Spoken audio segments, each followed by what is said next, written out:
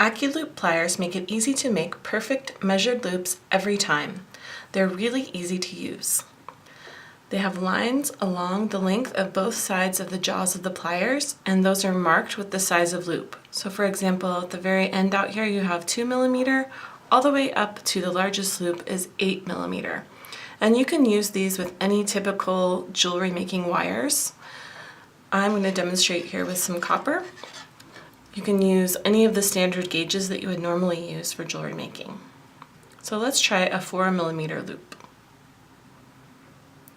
So we'll just make a bend, wrap the wire around, and you can see it on both sides of the pliers, which is really handy.